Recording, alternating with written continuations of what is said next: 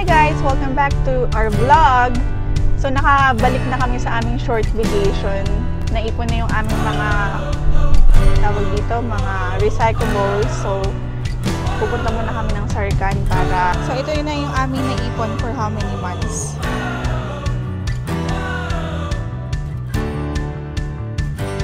So ngayon ang next agenda namin ay pupunta kami sa No Frills. Kasi sale ang bigas. So, dito na kami guys sa No Frills. Dito yung may sale na bigas. Kaya dito kami pupunta. So, sold out na yung bigas guys. First time namin naka-encounter na sold out yung bigas. So, itatry namin yung isang location sa may north side ng No Frills. Kung meron pang available na bigas doon. Hopefully, meron ditong available. Sana, fingers crossed.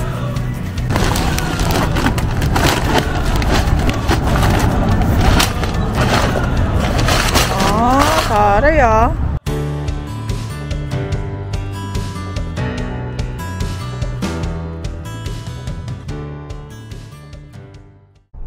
Hi guys! Welcome back to our vlog.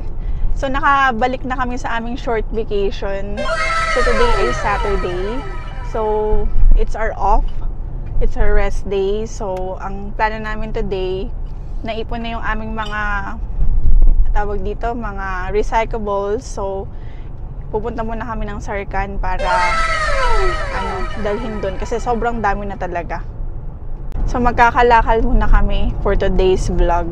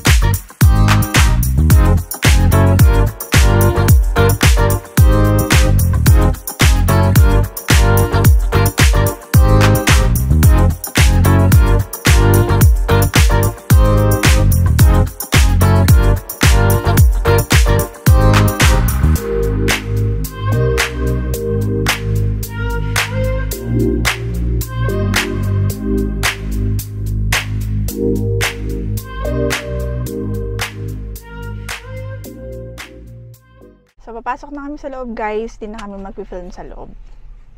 So, ito yun na yung aming naipon for how many months?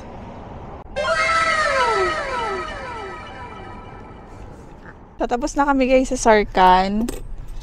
So, ang napagbentahan namin sa aming kalakal ay $24. Pwede na. May extra pa yun. Nilagay ko na lang sa tip box nila yun. So, ngayon, ang next agenda namin ay pupunta kami sa No Frills. Kasi sale ang bigas. So, yung grocery, normally, pag nag-grocery kami sa Costco, so weekdays kami nagpupunta doon after work. Kasi pag weekend, sobrang dami ng tao. So, yun yung agenda namin for today.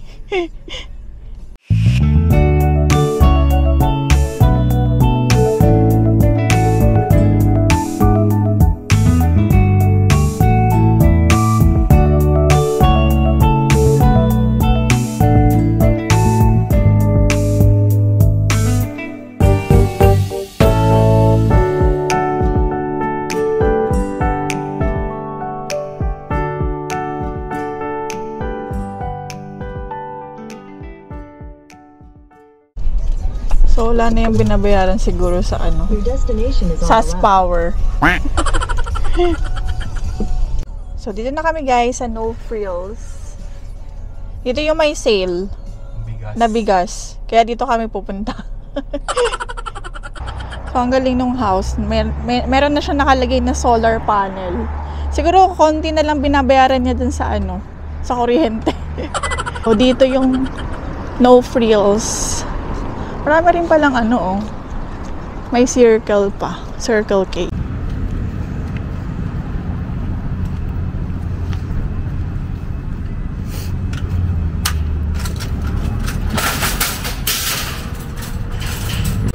So, sold out na yung bigas, guys. First time namin naka-encounter na sold out yung bigas. Sobra. As in, yung sabi nung napagtanungan ko, yung ano niya, yung nag-stock daw siya, tapos less than an hour, ubos na. Ubos na. Yung 29.88. So, itatry namin yung isang location sa may north side ng No Frills kung meron pang available na bigas doon na ang brand ay Rooster. Kasi meron din naman na sale sa may independent grocer pero ang brand niya ay iba. Natry na rin namin to Jasmine Gold Thai Jasmine Rice sa sa independent grocer. Same lang din naman yung price. Pero mas bet kasi namin yung Rooster na brand.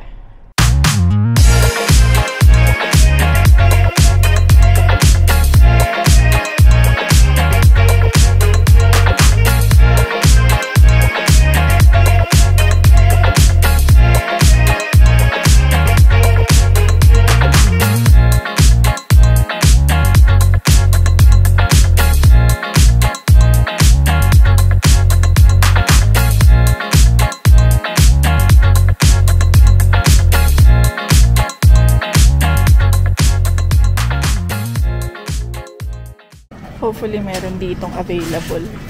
Sana, fingers crossed.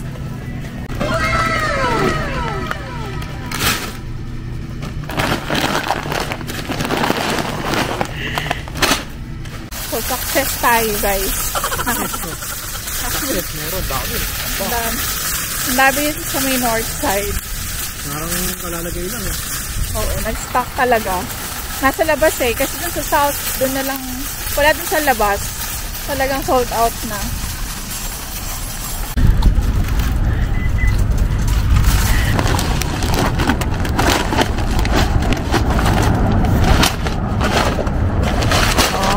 Taray